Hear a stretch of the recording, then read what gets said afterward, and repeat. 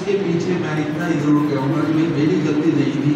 मुझे जो JPS बताता रहा, जो मेरे साथ में जो लेकर मुझे आया था वो बताता रहा, और मैं इसी चक्कर में फंसा रहा। तबकि मुझे यहाँ पहुँचना चाहिए था 10:30 पौने 11, मुझे 1 घंटा में लेट हो गया। And for that I sincerely apologise. अब मैं अपने और कोई बात नहीं कहना चाहता, मैं सीधा सब्जेक्ट को बताना चाहता हूँ। और बेसिक चीज़ मैं यहाँ रोक जो चाहिए वो तो करना आपके। मैं एक प्रश्न ऐसा है जिस प्रश्न के ऊपर जब प्रोफेसर सुरेंद्र कुमार ने मुझसे बात की, पहली बात तो ये है कि जब इनका बात करने का जब उन्होंने बात किया तो मेरे पास कोई जवाब ही नहीं था कि मैं नहीं आऊँगा। मैंने सर्टनली फॉर 2 रीजंस। एक तो सुरेंद्र कुमार जी कह रहे थे बहुत बड़े कि हमारे पास को हमेशा बहुत ही सिंसियर मानता हूँ, और साथ ही में सबसे बड़ी बात ये भी है कि रोहतक आने से कुछ पुराने दोस्तों सुरेंद्र से मुलाकात जाती है, वल्लू जी से मुलाकात होती है, डॉक्टर साहब से मुलाकात होती है। So that is one of the affections that always keep me that keeps me interested in coming to Rohtak. अब देखिएगा, एक चीज़ मैं बोलने जा रहा हूँ, सब से ये बंद हो गया है, पर मैं एक बताऊँ आपको, मेरी घर मेरी आवाज़ जाएगी जा रही है आपको मनोज जी? आ रही है आवाज़? आ रही है। ये सब लगा के जब आप बोल रहे हैं ठीक है। अब आ रही है। ऐसे है कि जो सब्जेक्ट मैंने जो सब्जेक्ट बोल रहा हूँ या बोलने की सोची थी, जैसा कहा गया था, भारत में राष्ट्रता, मैं राष्ट्र का वर्ड नहीं यूज कर रहा हूँ, भारत में राष्ट्रता और साझी संस्कृति, जिसको इंग्लिश में Indian nationalism and composite culture का वर्ड है, और ये आज बहुत ही इम्पोर्टेंट है। इसकी इम्पोर्टेंस केवल एक इमोशनल नहीं है कि हमें आज की परिस्थिति में इसको समझना क्यों जरूरी है। हम सब लोग जानते हैं किस तरह की सिचुएशन में हम रह रहे हैं। उस सिचुएशन के अंदर एक इम्पॉर्टेंट चीज़ होती है ऐसे प्रश्नों को समझना, और समझने से ये होता है कि आप उसके करेक्ट एनालिसिस कर सकते। हमेशा एक चीज़ मेरा सोचना है, किसी भी राजनीति या सामाजिक या कोई भी जो प्रश्न है, किसी इशू को पहले तो प्रश्न क्या है, क्या प्रश्न ही हमारा ठीक है, तभी हम उसके ठीक आंसर दे सकते। और ये जो प्रश्न है कि क्या राष्ट्रता का संबंध किसी प्रकार से कंपोजिट कल्चर की जो हम बात करते हैं, सांस्कृतिक संस्कृति की जो बात करते हैं, क्या उसका कोई संबंध किसी का साझी संस्कृति का राष्ट्रता से क्या संबंध? एक चीज ध्यान रखिएगा, ये जो शब्द है कंपोजिट कल्चर पर आऊँगा और राष्ट्रता पर आऊँगा, तो मैं दोनों वर्ड्स को भी एक्सप्लेन करूँगा। उससे पहले मैं ये कहना चाहता हूँ, ये प्रश्न क्यों? इस प्रश्न को लेट 19वीं सेंचुरी में ब्रिटिश राइटर्स का कहना ये था कि भारतवर्ष में बहुत विभिन्नता है। इतनी विभिन्नता है कि भारतवर्ष जातियों के अंदर, समुदाय के अंदर, ट्राइब्स के अंदर, छोटे छोटे ग्रुप्स के अंदर, रिलीजन के नाम के ऊपर, किसी चीज़ों के नाम के ऊपर बने हुए हैं। इसलिए भारत एक राष्ट्र नहीं बन सकता। तो राष्ट्र के लिए एक तरीके से ब्रिटिश राइटर्स की पॉइंट ऑफ व्यू से विभिन्नता होना एक हर्डल है, और इसी विभिन्नता को आगे जाकर 1947 के बाद जब भारत स्वतंत्र भी हो जाता है, तो कई यूरोपियन या कई वेस्टर्न के जो राइटर्स थे, उन्होंने इस बात का क्वेश्चन उठाया था या एक भविष्यवाणी करने की कोशिश की थी कि अभी तक तो बन गया भारत, तो जिस तरह की विभिन्नताएं भारतवर्ष में है, उस विभिन्नताओं के अंदर भारतवर्ष एक नहीं बन सकता। और फिर भी आज हम लोग 75 साल से ऊपर हैं, और उस 75 साल के रहने के बाद कई तरह के चैलेंजेस आने के बाद भी आज भारत एक राष्ट्र है और उस राष्ट्र के अंदर वो विभिन्नताएं रह रही हैं और वो विभिन्नताएं रहते हुए भी भारत एक राष्ट्र है। इसके लिए हम कहते हैं इंडिया के अंदर यूनिटी की राष्ट्र। इस प्रश्न के ऊपर जवाहरलाल नेहरू जी इनका नाम बहुत कम किया जाता है। यहाँ तक कि भारत आजकल यूनिवर्सिटीज के अंदर इंडियन नेशनल हिस्ट्री पढ़ा रहे थे, जवाहरलाल नेहरू का नाम लिए। उस जवाहरलाल नेहरू ने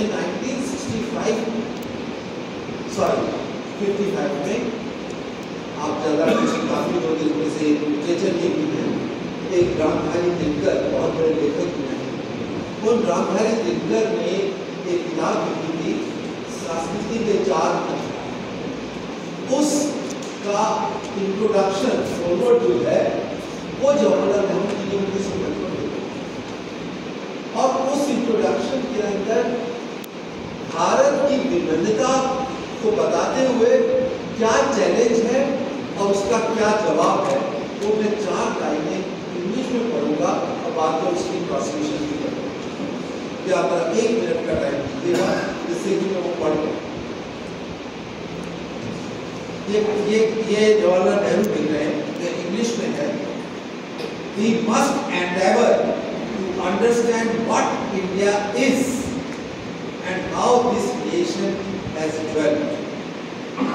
How this nation has developed its composite personality. Composite means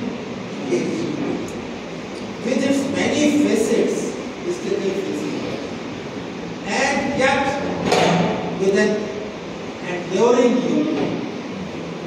Diversity होते हुए भी हमारे अंदर एक unity है. No one section of the community in India can lay claim to the sole possession of the mind and thought of India. कोई भी section ये नहीं कह सकता कि इस पूरे भारतवर्ष में मेरा अधिकार है। If I look at India,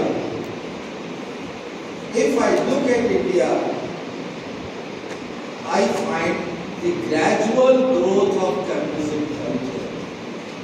वो इस composite culture को एक साझी संस्कृति को देखने की लगातार बढ़ रही है। I find the gradual growth of composite culture of the Indian people. Today, 1955. Today, we face the same problem in different contexts. There are powerful forces working for unity. For unity, ये आप भी एक तरीके की powerful force.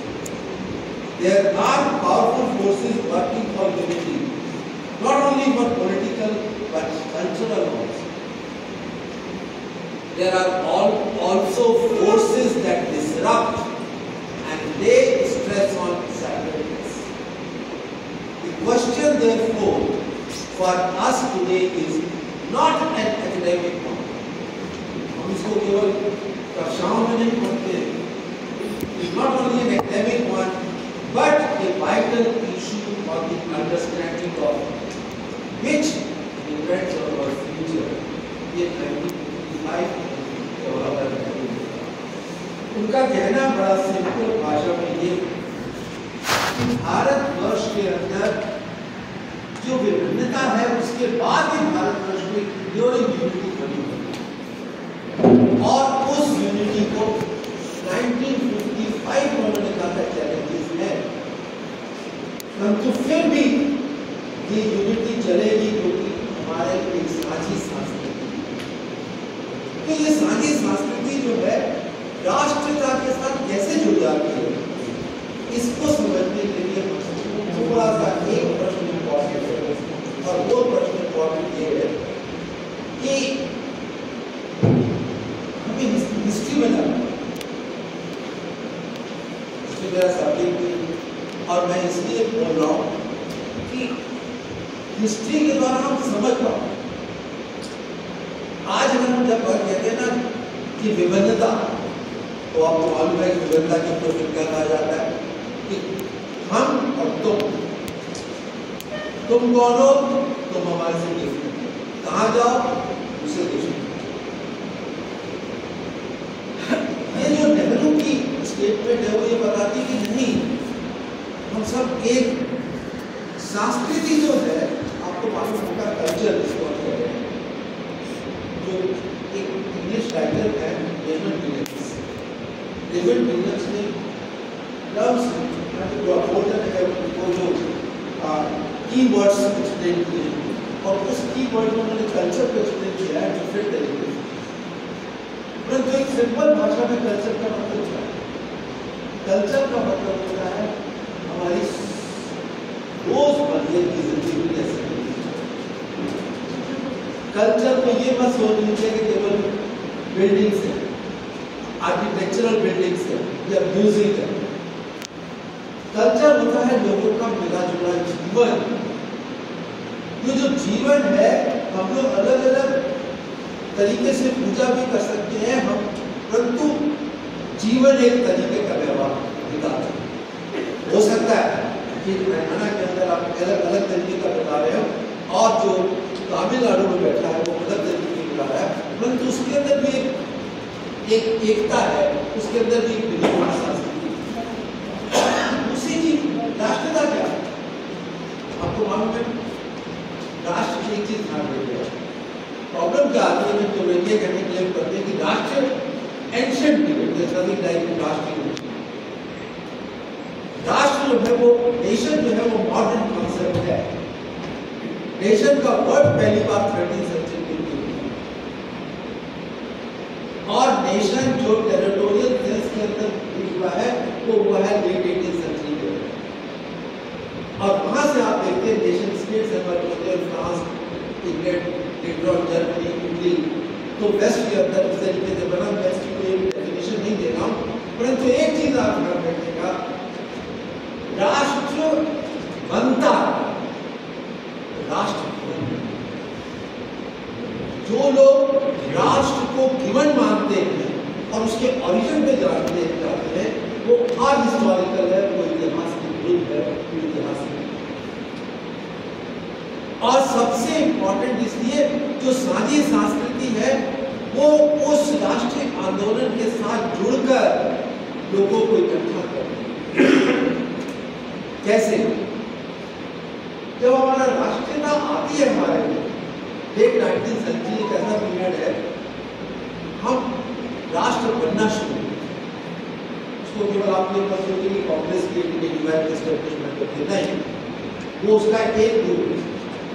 हम लोग एक, हमारे अंदर एक पॉलिटिकल कम्युनिटी कि हम एक देश, एक राष्ट्र हैं, और वो कैसे आती है?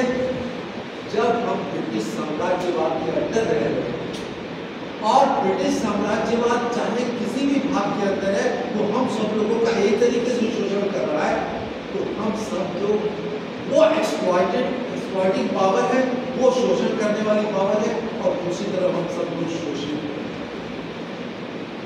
अब जब शोषित हैं तो हम एक हैं, और वो शोषण करने वाला है वो ब्रिटिश एम्पायर है।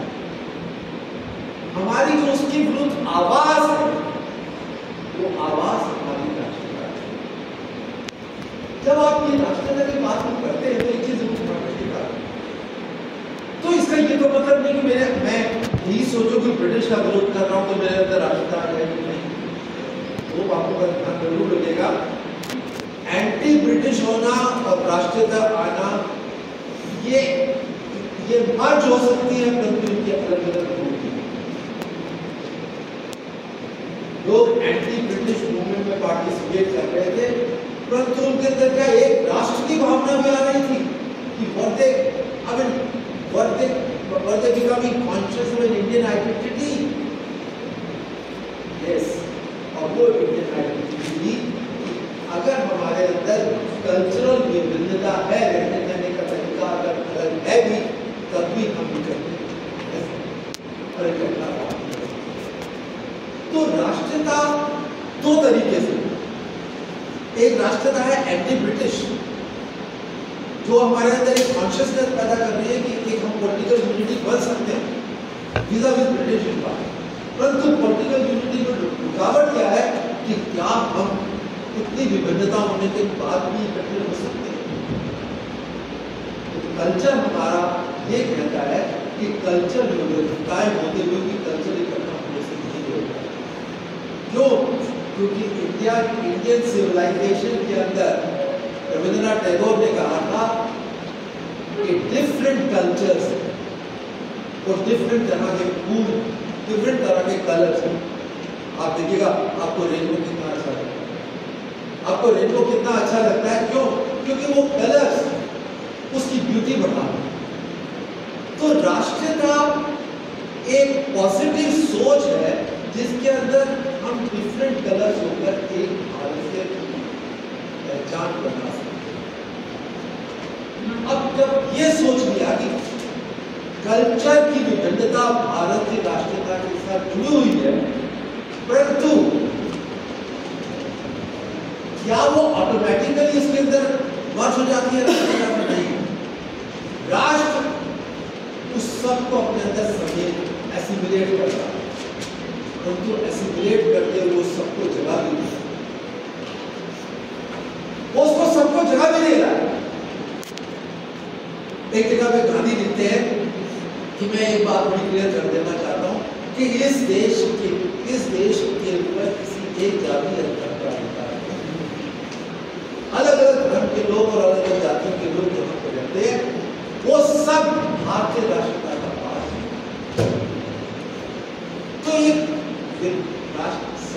जो विभिन्नता है, वो विभिन्नता राष्ट्र को जो ब्रिटिश कहना था कि ब्रिटिश इंडियन इकट्ठे नहीं रह सकते, हम ये कहते हैं कि ये विभिन्नता रुकावट नहीं, इसके बावजूद हमारा मोदी नहीं करता।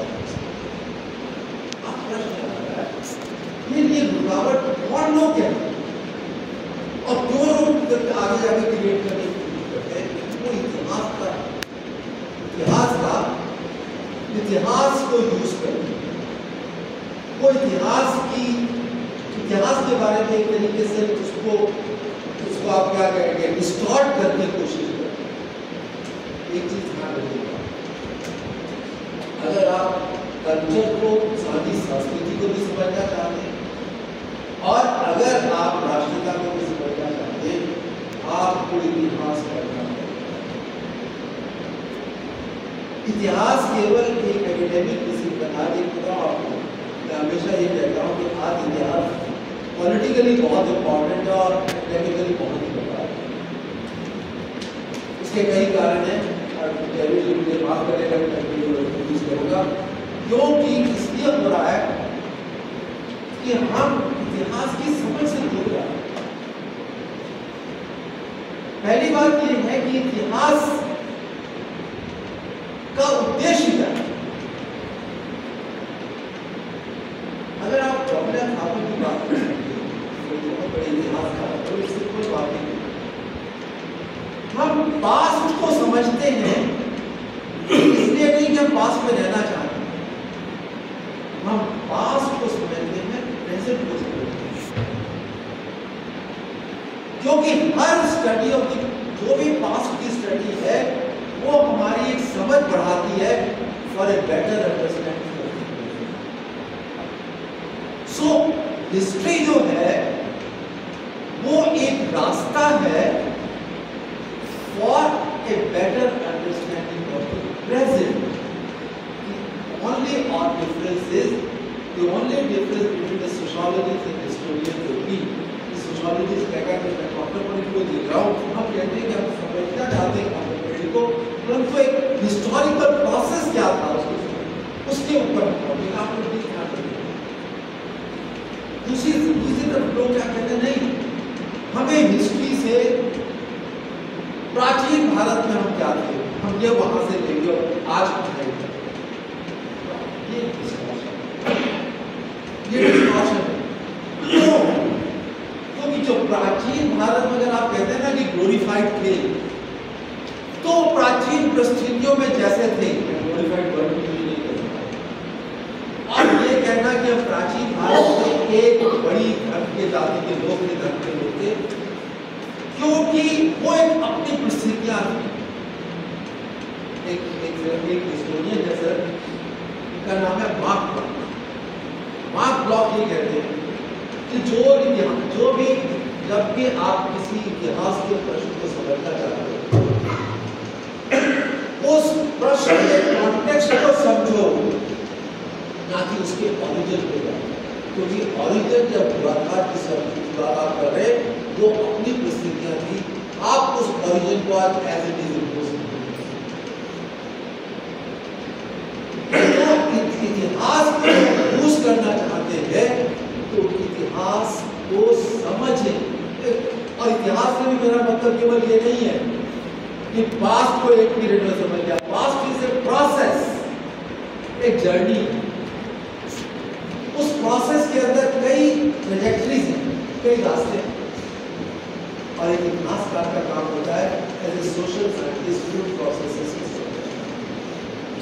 आज जो हम राष्ट्र की बात करना चाहते हैं, वो राष्ट्र का ओरिजिन हम एंशिएंट पीरियड के वैदिक काल में नहीं देखते। ये हिस्टोरिकल स्टेटमेंट। तो पहली इंपॉर्टेंट चीज है कि अगर आज आप साझी संस्कृति और राष्ट्रीयता को समझें, तो राष्ट्र की, हमारे राष्ट्र की पहले की स्थिति क्या थी उसको समझें।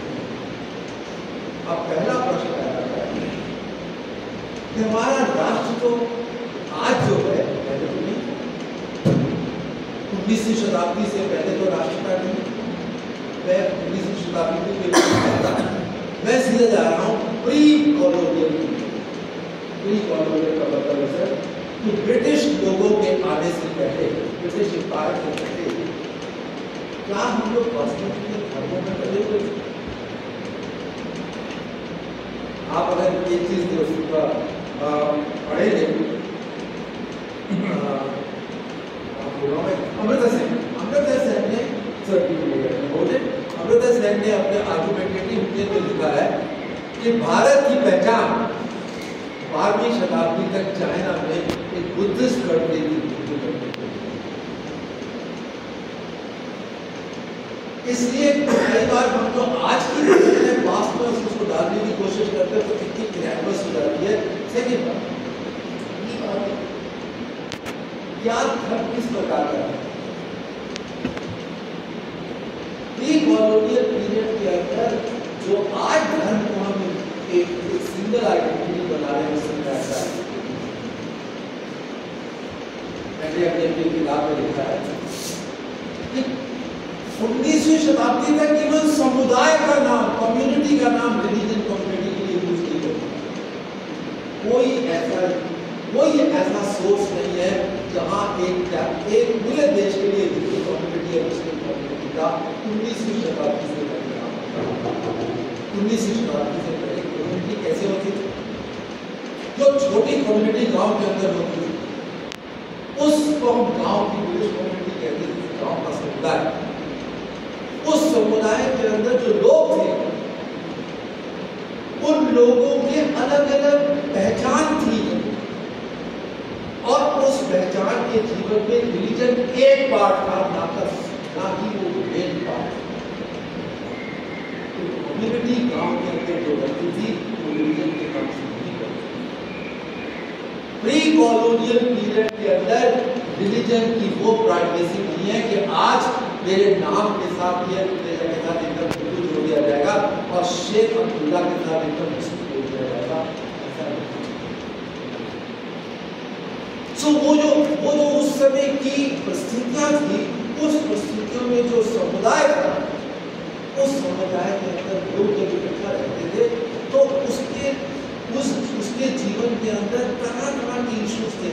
गांव के अंदर कास्ट के संबंध थे, गांव के अंदर लोग किस तरीके से जर्मनी में काम करते थे, धर्म उसका ओवरराइडिंग थी। धर्म कैसा, फिर लोगों का धर्म कैसा है?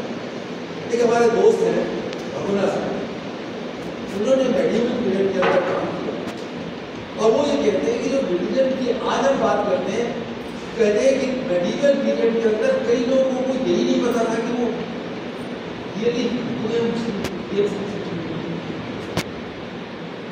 क्या हुआ कि लोग पूजा पाठ कर रहे हैं।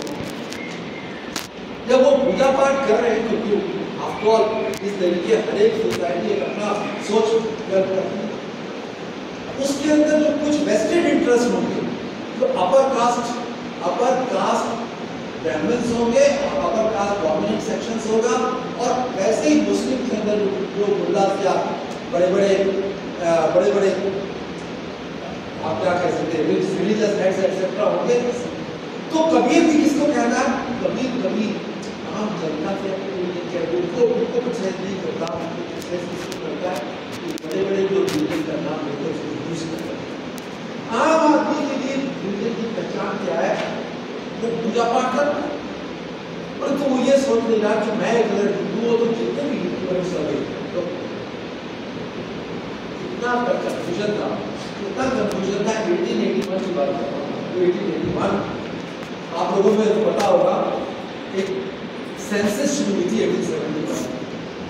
1871 में जब सेंसस शुरू हुई तो इबिटसन जो सेंसस करवा रहा था उसने कहा लोगों के धर्म के बेसिस के ऊपर डिवाइड किया। तो जो इन्यूमरेटर थे उन्होंने लोगों से पूछा भाई तुम्हारा धर्म क्या है? तो उन्होंने कंफ्यूज्ड।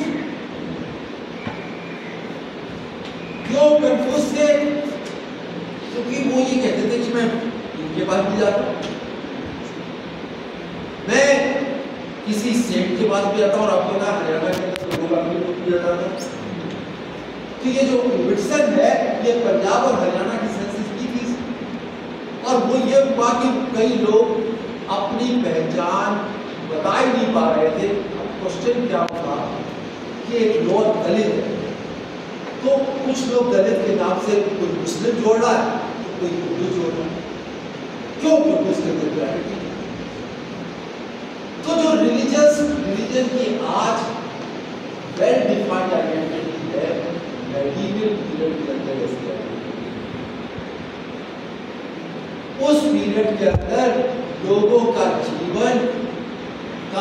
जीवन जो चलता था, जो उनका कल्चर था, उस कल्चर के अंदर रिलीजन का मतलब है पूजा पाठ करने का तरीका एक एस्पेक्ट था, ना कि जीवन का मेन। फिर लोगों के अंदर एक दूसरे के साथ इकट्ठे कैसे रहते थे, ये एक दूसरे को टॉलरेट कैसे करते थे? ये मस्जिद भी है और गुरुद्वारा भी है। ये तो दुश्मन सिंह ने टेक पाकिस्तान में देखा। इसके अंदर एक बहुत इंपॉर्टेंट चीज डॉक्टर थापर एक वर्ड यूज करती है, और वो वर्ड यूज करती है कि विलेज कम्युनिटी के अंदर या छोटी कम्युनिटी के अंदर एक सोशल एथिक्स होती है। सोशल एथिक्स का मतलब होता है सामाजिक कि आप गांव के अंदर एक दूसरे के रिलीजियस सेंटिमेंट्स को रिस्पेक्ट करें। तो एक तरीके से वो जो सोशल एथिक्स है वो एक ओवरराइडिंग कंपल्शन होता था। और एक जगह के ऊपर फिर डॉक्टर थापर होती है, क्या ये प्रोटो सेकुलरिज्म कहा जा सकता है? कि सेकुलरिज्म का वो रूप जो आज तो हमें बिल्कुल सेकुलरिज्म स्टेट से सेपरेट करता है, उनकी सेकुलरिज्म का वो रूप कि लोग अपने आप अपने जीवन को चलाने के लिए धर्म निरपेक्षता बनाए रखना चाहते थे, एक दूसरे धर्म के लोगों के साथ सेपरेट नहीं करते। पर मेरा ख्याल है जो सोशल एथिक्स का वर्ड है वो बहुत ही एप्रोप्रिएट उन्होंने यूज किया है। ये एक मेडिवल सोसाइटी की पहचान थी और एक जीवन तरीके का है। परंतु अब आप तो कह सकते हैं कि फिर ये जो मूवमेंट चली, सॉरी मैं ये बता तो मैं आपको सॉरी मेरे बहुत मतलब मैं मॉडर्न में पहुंचा ही नहीं, तो मैं आपको कहना क्या चाहता हूँ कि वो लोग जो मेडिवल पीरियड के अंदर थे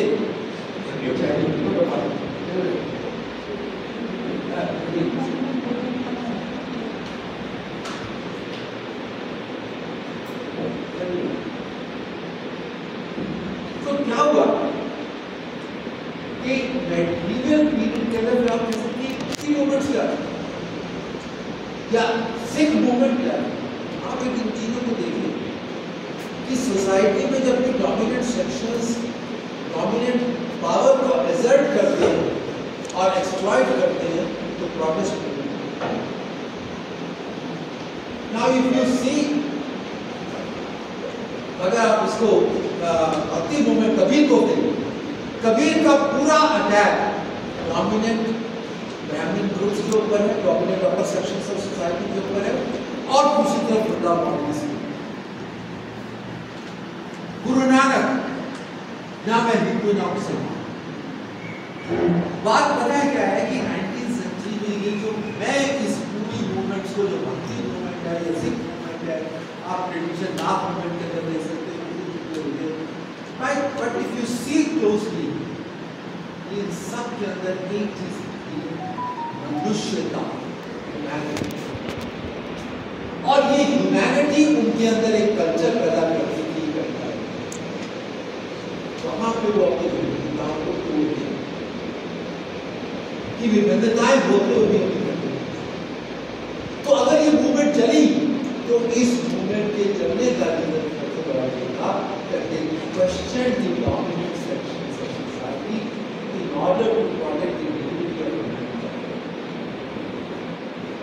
तो ये जो पूरा का पूरा एफर्ट था, उस एफर्ट के अंदर विभिन्नताओं को क्वेश्चन नहीं किया गया है, विभिन्नताओं को बुलाया। अब मैं आता हूं आगे, और क्वेश्चन आता है कि क्या हुआ कि हम कम्युनिटीज में बने। लेट 19th सेंचुरी तक भारतवर्ष में, जैसा मैंने आपको बताया, कि कोई कम्युनिटी, कोई समुदाय का वर्ड ही नहीं। ब्रिटिश इतिहासकार पहले थे जिन्होंने भारतवर्ष के अंदर कम्युनिटीज का वर्ड है। जेम्स मिल ने 1819 में मल्टी वॉल्यूम लिखे हिस्ट्री ऑफ ब्रिटिश इंडिया, और वो इंडिया आया भी नहीं था। इंडिया के किसी भी उसने बैठकर यहाँ पर रिसर्च नहीं करी, केवल वो गवर्नमेंट के ऑफिस में, इंडिया कंपनी के ऑफिस में काम करता था, पर वो यूटिलिटेरियन।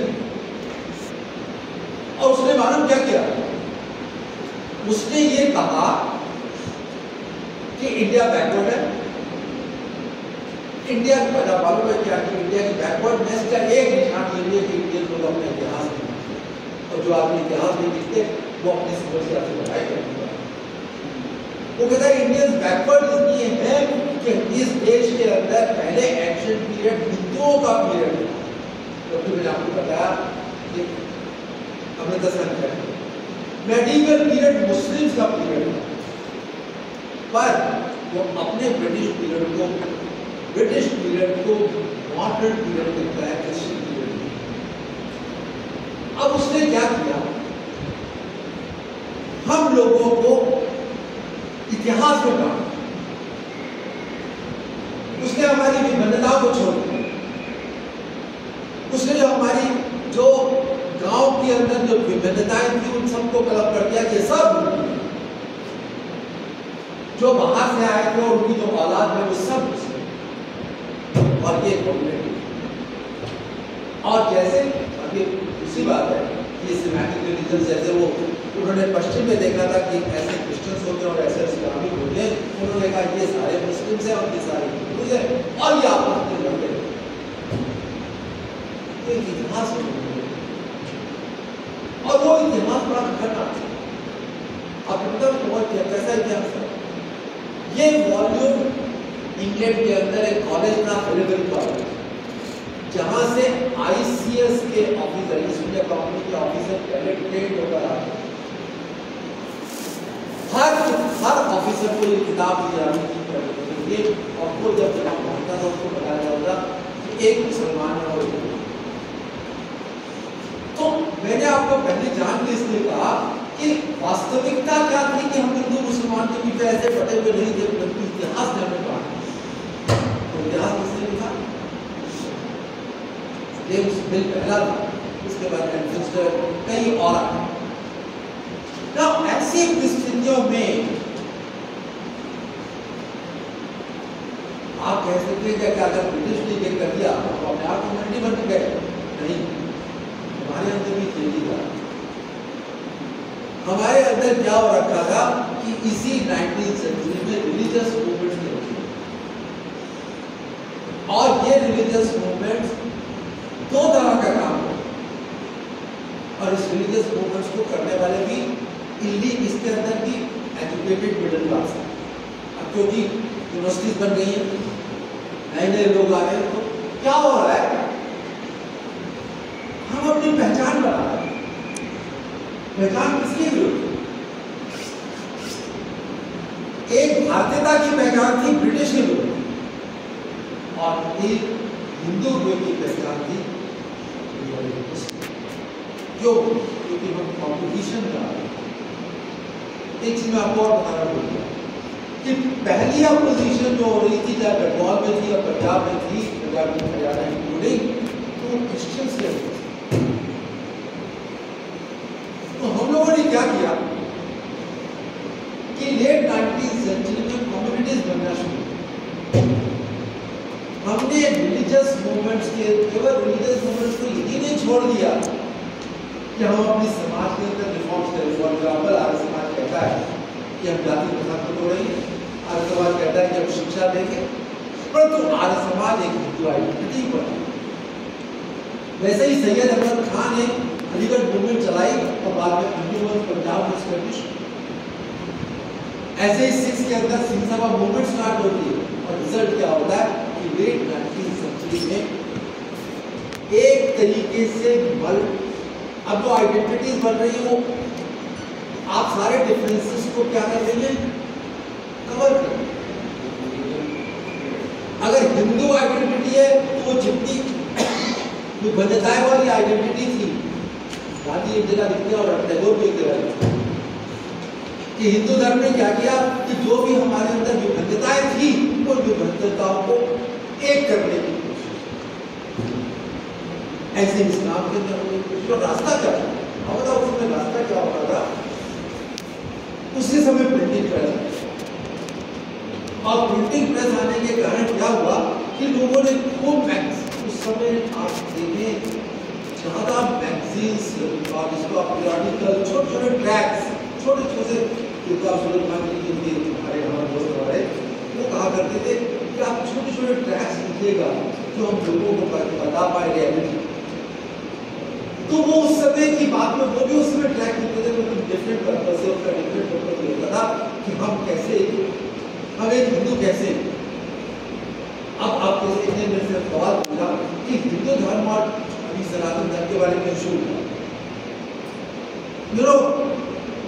मैक्सिमम क्रिटिसिज्म अगर सनातन धर्म का किसी ने किया है तो वो क्या है।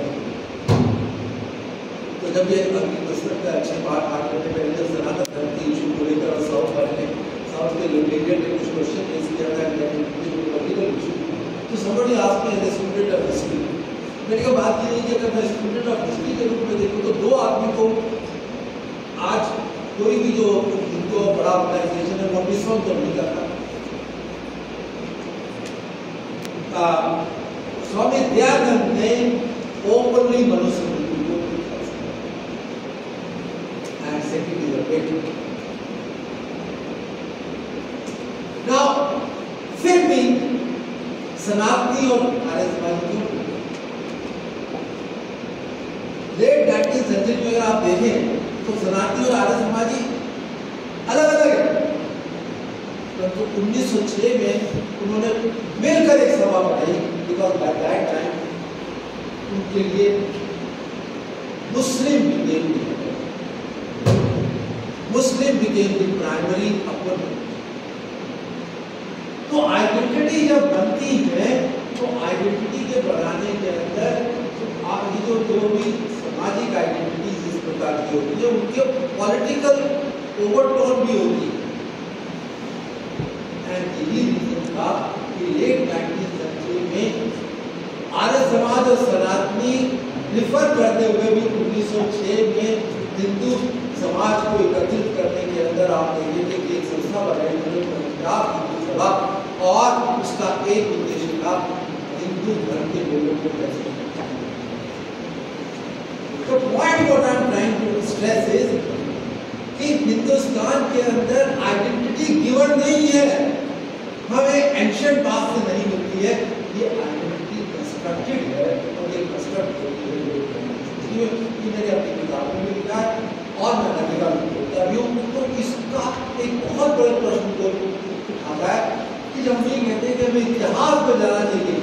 तो लोग कहते हैं ना कि हमें इतिहास से जाना चाहिए, और वो फेसबुक के अंदर ये लिखते हैं कि हमारे प्राचीन काल के अंदर हिंदू भेदभाव होता। कौन हिंदू ऐसा है?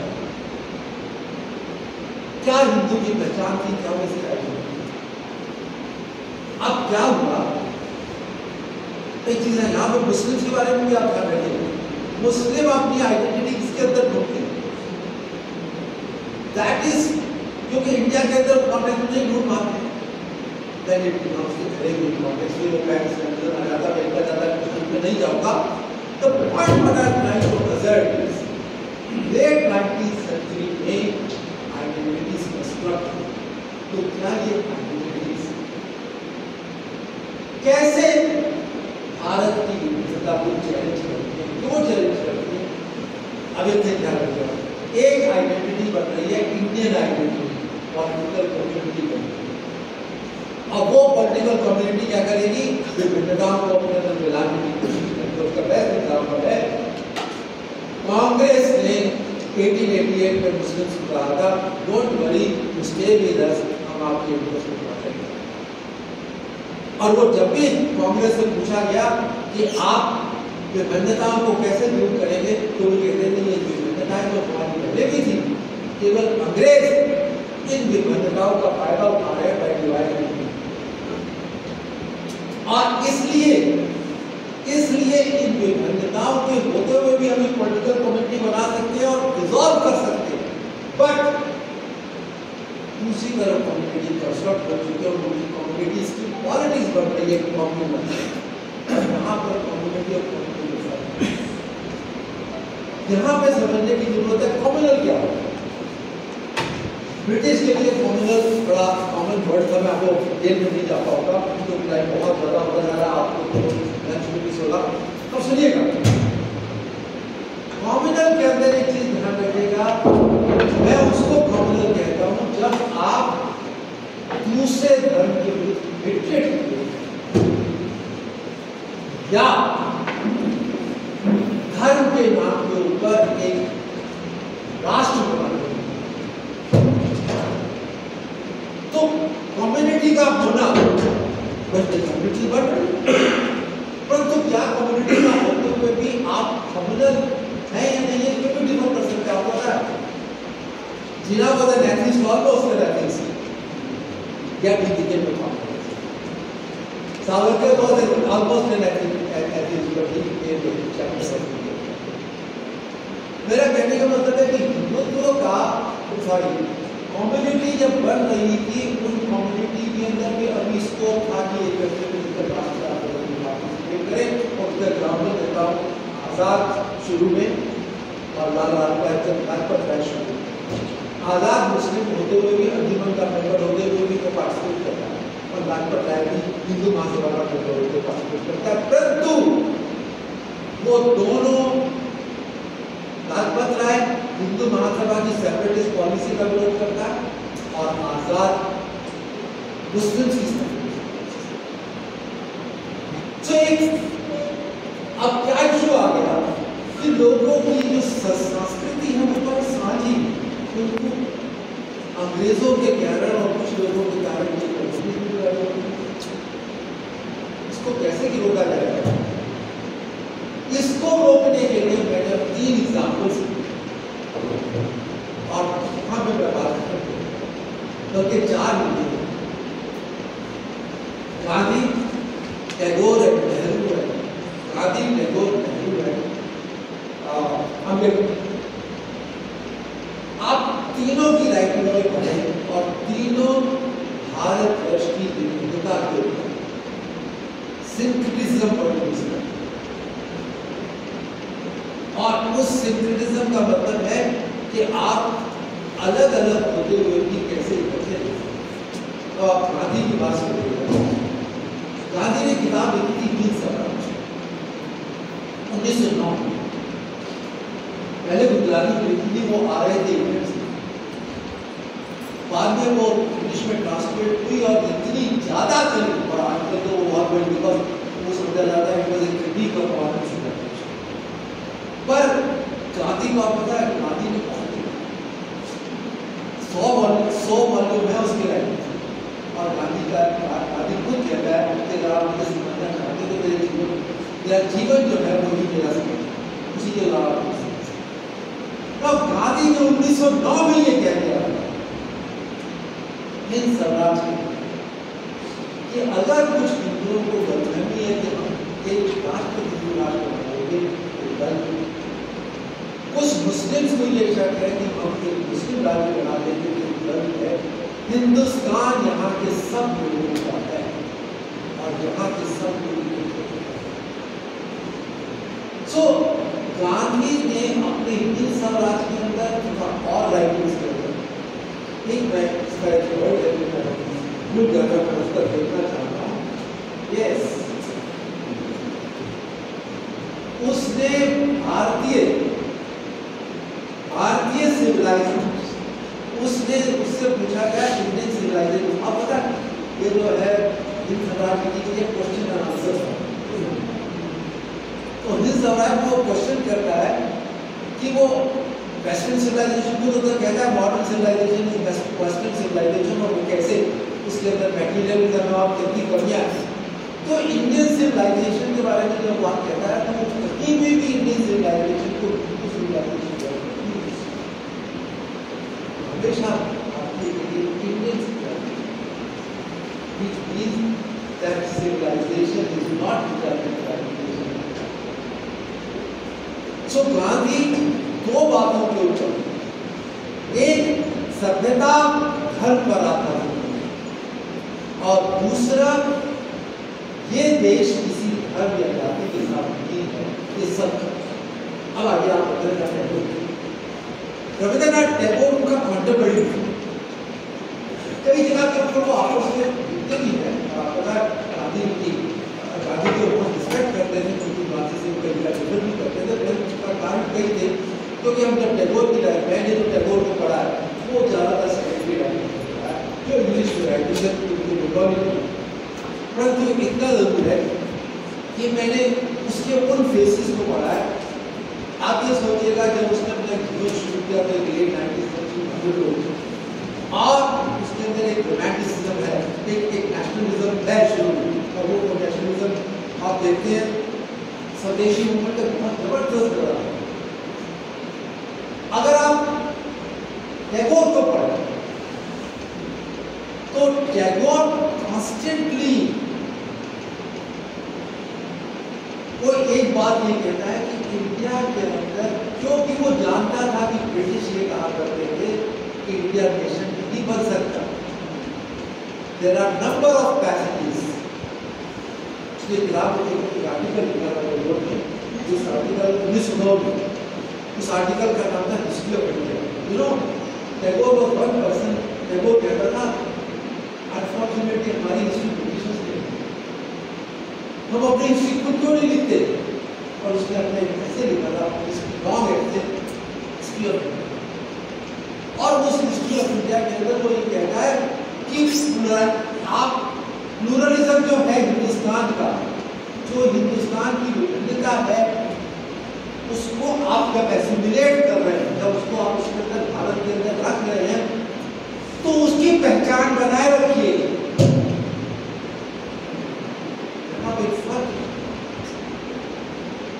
अमेरिका के अंदर पहचान मेल्टिंग है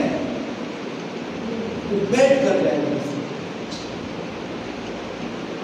टैगोर की दृष्टि के अंदर जो विभिन्नता है वो वीकनेस नहीं है उसको आप प्रोटेक्ट करिए उसके साथ रहिए और उसकी पहचान बनाए रखिए सो इन ए वे वो उस विभिन्नता की रिकॉग्नाइज करता है तो and that is one reason Jawaharlal Nehru की discovery of India में constantly उसने टैगोर को कोट and टैगोर मालूम है क्या कहता था वो कहता था जो वेस्टर्न सिविलाइजेशन है अनफॉर्चुनेटली डोंट माइंड इट मुझे का कारण ये है कि मैं सोच रहा हूँ कि मैं बैठ के अपने दोस्तों के साथ डिस्कस करूँ तो ये क्लास बोर्ड तो क्या हुआ कि मुझसे पूछा जाता था कि what is the difference between western civilisation and Indian civilisation वो ये सिविलाइजेशन जो है वो स्टेट के ऊपर है, स्टेटिज्म से सरकार कंट्रोल करती है। इंडियन सिविलाइजेशन के अंदर Indian civilisation syncretic word use करती है कि यहाँ पर हम सब लोगों को अपने आप रह सकते हैं बिकॉज ये हमारे हेरिटेज का पार्ट है। तो वैसे तो उसने वेस्टर्न सिविलाइजेशन को बहुत जगह पर क्रिटिसाइज किया है और बहुत जगह पर क्रिटिसाइज करता है, क्योंकि कोई कहता है कि जितना फर्स्ट वर्ल्ड वॉर हुए वो नेशनलिज्म से पैरामिलिट्री नेशनलिज्म का चेंजिंग ऑफ द तो एक होता है नेशनलिज्म जीगोइज्म, आप नेशनलिज्म के ऊपर नाम पर कुछ भी करो वो nationalism.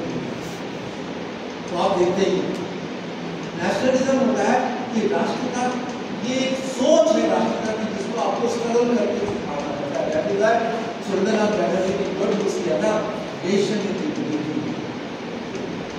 Because it is not something which is given कि आप जा रहे हैं और एक जगह पे झंडा गाड़ दो राष्ट्र का भारत नहीं, ये एक सोच है जो आपको व्यक्त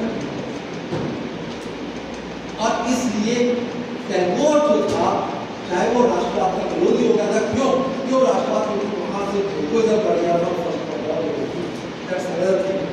अब आए बस नहीं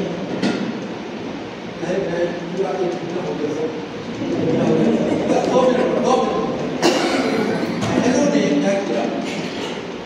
अब मालूम है जवाहरलाल नेहरू कमिटेड नेशनलिस्ट और उसके मेरे एक चीज बॉर्न इन एशिया बट फर्स्टेड तो बहुत कुछ उसने इंग्लैंड से गौरव किया और बहुत कुछ किया था उस ट्रेडिशन को। अब क्या हुआ अगर आप नेहरू को पढ़े, नेहरू का सारा जीवन सांप्रदायिकता के विरुद्ध लड़ते हुए दो लड़ाइयों में लड़ा, एक राष्ट्रवाद के लिए और दूसरा सांप्रदायिकता।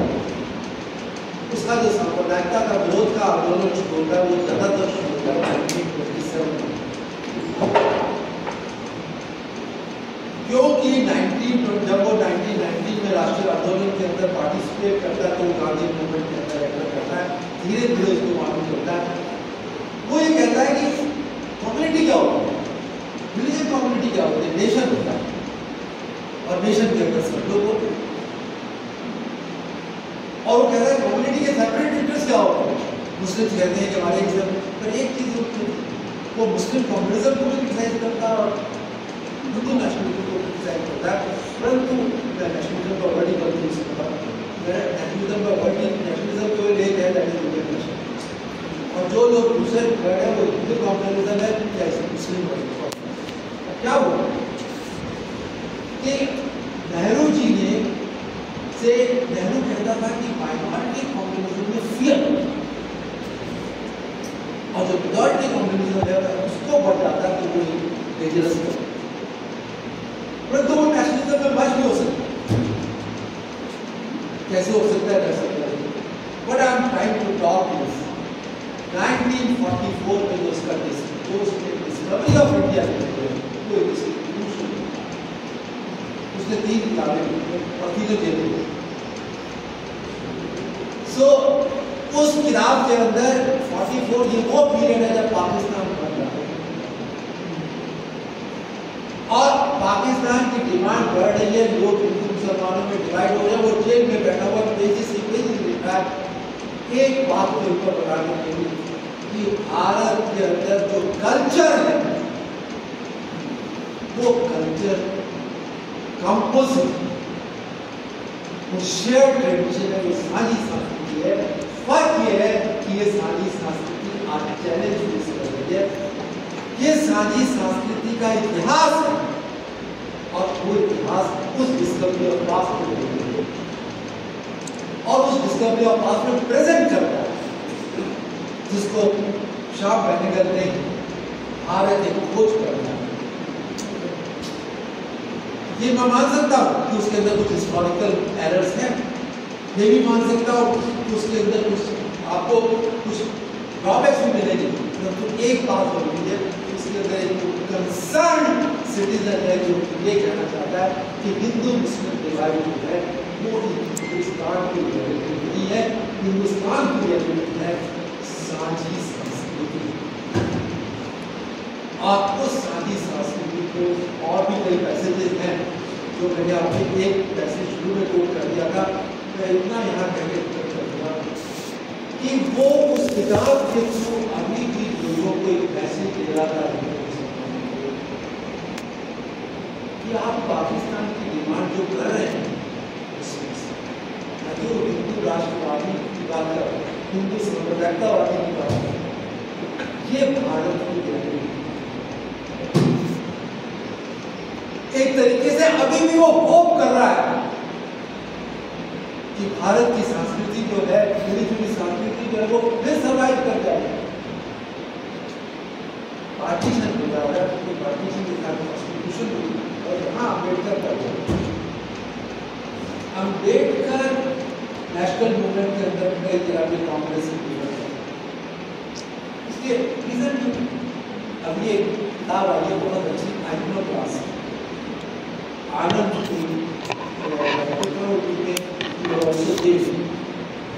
उसने आइनो क्लास मोर देन 1000 पेजेस और उसने अम्बेडकर की थियरी वो ये कहता है कि वो ये किसी धर्म के नाम के लिए देश का प्रतिनिधित्व करता है, ऐसा कुछ नहीं करता। But what is important is कि जिस समय उसने कॉन्स्टिट्यूशन बनाई उस कॉन्स्टिट्यूशन में उसने विभिन्नता को अंडरलाइन किया,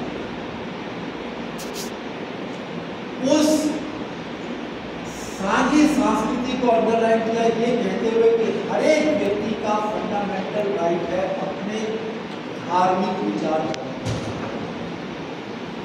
और वो अपने धार्मिक जीवन अपनी स्थितियों के अनुसार व्यतीत कर सकता है। स्टेट किसी से धर्म के नाम के ऊपर डिफरेंशिएट नहीं करेगा और ना ही स्टेट किसी धर्म के फ्रेमवर्क से नागरिक होगा।